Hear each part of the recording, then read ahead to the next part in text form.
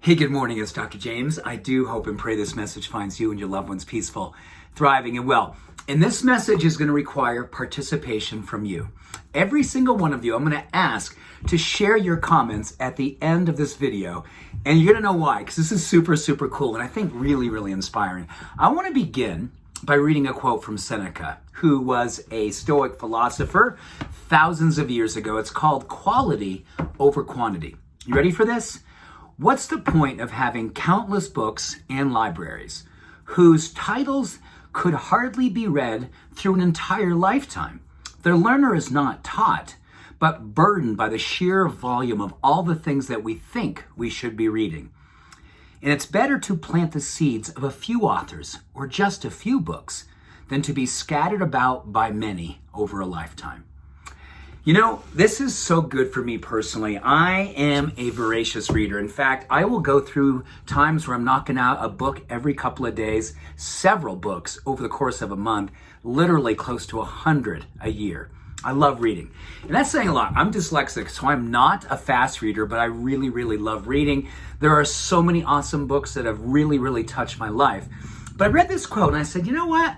I bet you and I could really share and really benefit every single one of us here by talking about maybe the 1, 2, or 3 books that you've read dozens of times, because it's one of those books you're not just reading for information. You know this is a book that helps you to evolve. And every time you read it, there's another nugget, there's another seed, there's something you go, oh my gosh, I missed this, or maybe I wasn't ready to hear this lesson at this time. And I'm going to share with you 4 books that I have read literally dozens of times over the last 40 years. And why I love these books is because every time I read them, there's something new that impresses upon my heart and makes me, I believe, a better person. So I'm going to share with you the books that I'm going to tell you that are part of my continuous library, the never-ending library. And this quote made me think, yeah, you know, I could just read these books over and over again, and I think I would never grow tired of them. The first book, a classic, Autobiography of a Yogi. Who here's read this one? Who here's read it more than once? I think it's 25, maybe 30 times. This book, I mean, look how weathered this guy is. It's just, I mean, it's an old book, yes, but this thing has been through it, traveled all over the world. I brought this to India with me, and my very first trip to India, and yes, game-changing, life-changing book. Number 2, and you're going to go, never heard of this one. Or if you have heard of this and you've read it, this is a pearl. This is like 120 years old.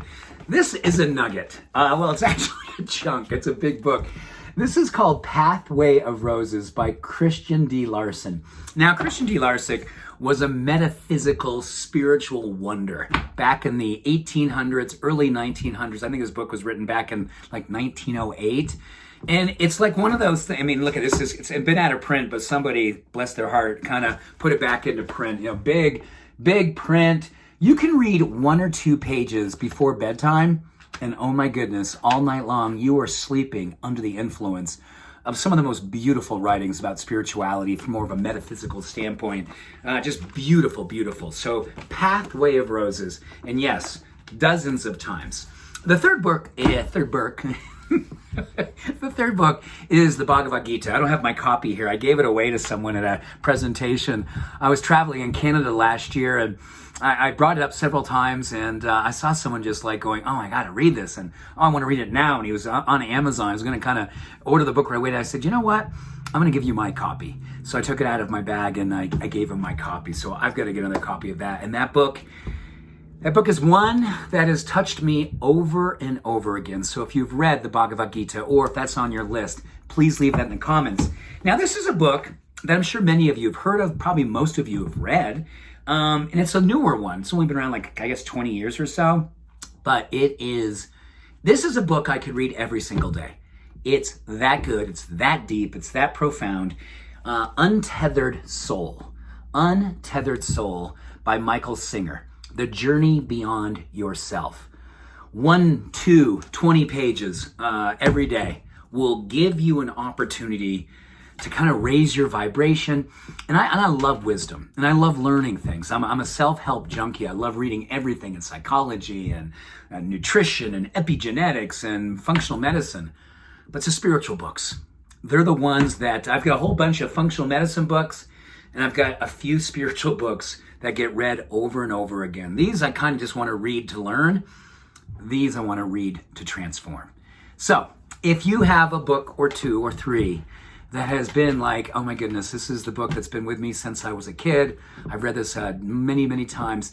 Please leave in your comments so we can all kind of learn what are some of the most transformational books in this community. So, hey, wasn't that fun? You know, it was a little bit different, but this quote from the Daily Stoic with Seneca just kind of said, you know what, Spirit? Let's talk about reading. Let's talk about love, life, transformation. So with that, much love. Have an awesome day. Peace and blessings. Bye for now.